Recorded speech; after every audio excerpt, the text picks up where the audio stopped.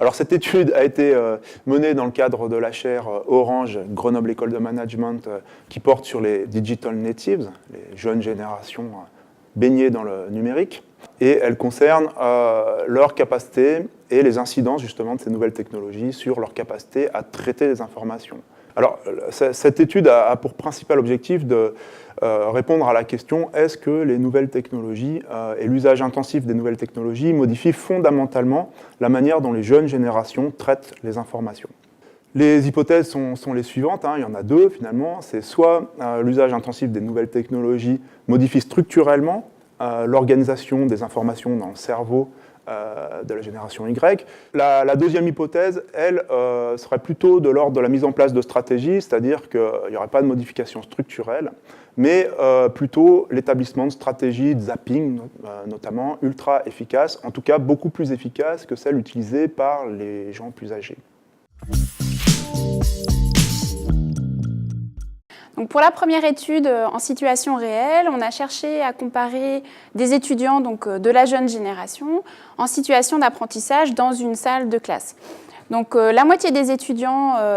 avaient droit à leurs outils numériques et l'autre moitié des étudiants n'avaient pas droit à ces outils numériques pour suivre les informations présentées dans le cours. La difficulté pour nous, c'est que les résultats des études précédentes sont ultra contradictoires. C'est-à-dire que plusieurs chercheurs ont fait les mêmes expériences, les mêmes tests et ont obtenu des résultats opposés.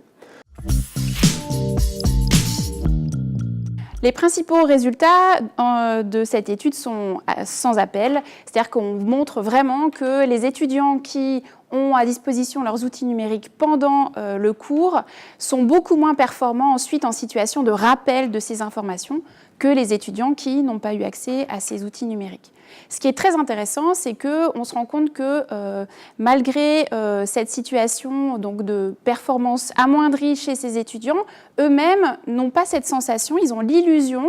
que grâce aux outils numériques, ils sont capables de faire plusieurs choses à la fois et ils ne se rendent pas du tout compte qu'ils ont ces performances qui sont diminuées. Donc ça va tout à fait dans le cadre de notre hypothèse de départ, qui est de dire que nous ne sommes pas capables de faire plusieurs choses à la fois,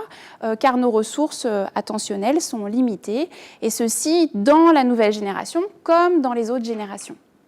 Donc un élément complémentaire de cette étude et qui, selon nous, est une des conséquences de cette multi-activité pendant le cours, est que les étudiants qui avaient à disposition les outils numériques ont déclaré à la fin du cours avoir eu moins d'intérêt à suivre ce cours que les étudiants qui ne disposaient pas de ces outils numériques.